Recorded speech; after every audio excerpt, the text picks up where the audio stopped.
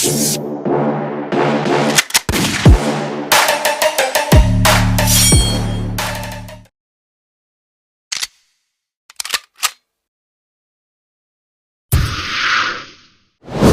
Mishpachah.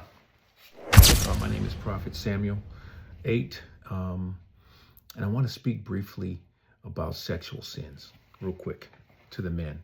Sexual sins, specifically pornography, fornication, lust, masturbation, the whole thing. If you're hanging there with me for a few minutes, we're going to get somewhere. I promise you that you'll be blessed. So during the pandemic, the Most High began to deal with me about sexual sins. That was 5 years ago. And it wasn't the traditional scriptures that he showed me that caused me to have a breakthrough. It was really he kind of pulled back the curtain and showed me exactly what was happening. That sex, it wasn't just an act of sexuality where, you're fornicating. It was actually a worship act. It was an act of worship where you're literally, not figuratively, you're literally worshiping another God. And I want to share with you exactly what I mean by that, so you can look it up in the scriptures and find it for yourself. But you know the story about Balaam. Before we get into that, I want to talk about the altar of Baal, right? So in the United States, right, we have this thing called the internet.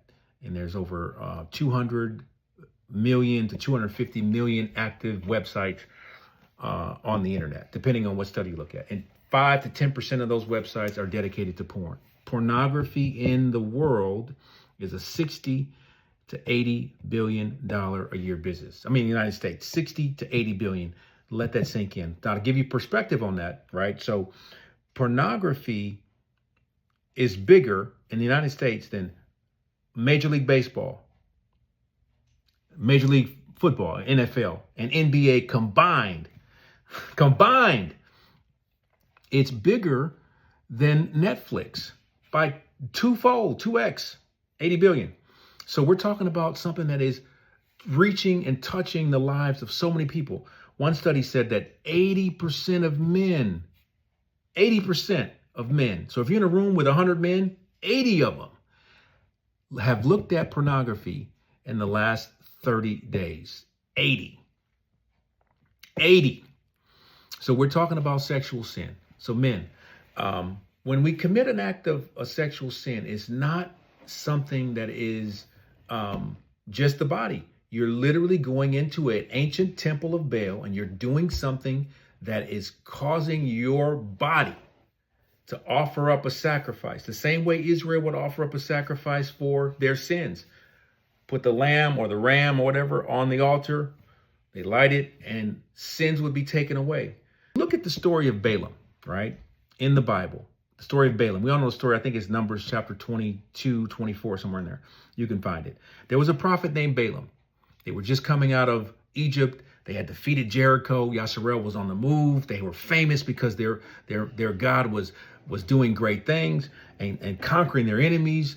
And so the Moabites heard about these people coming and said, and their king knew he couldn't beat them. So only way he could win was he had to defeat these people with a curse.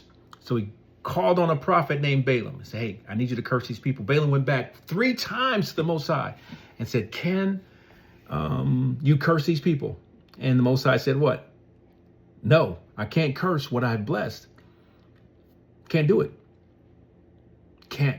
But Balaam realized after 3 or 4 times, and he told the king, Balak, if you get them to commit sin, then they will curse themselves. I call this the doctrine of Balaam.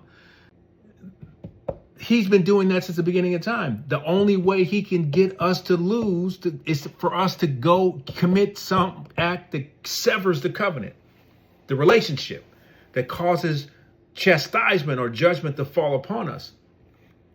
And there's no greater or more powerful way to do it than with a sexual act, right? So in ancient times, the altar of Baal, right?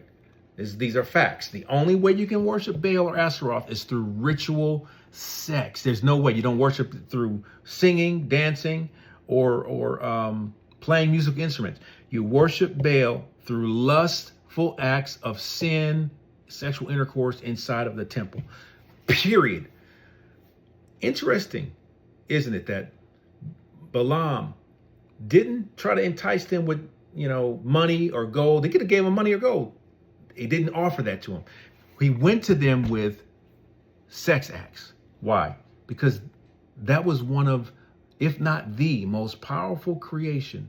Like, you can't use the word powerful because everybody uses that word. It was the most wonderful thing that Yahuwah has ever created on the earth. Was the thing between a man and a woman come together. It was literally a slice of heaven on earth. But in heaven, we don't need that because we have his presence, and that's all we need is his presence. And it's way more glorious than anything that he created for the earth realm. So I hope this little quick conversation helped some men. Before you hang up, get off, I want to say this. This is not just a little quick teaching. This is a summons. It's a summons of for men to, let's take inventory on ourselves. Let's get the victory. Let's get all the victory that he has for us. So if this has touched you in any way, please let me know. And also I want to say this. I believe in 2026, there is a special remnant of men that he's raising up that are going to be mightily employed in the final ingathering. And I believe it's going to be men that refuse to bow their knee to Baal and Ashtoreth.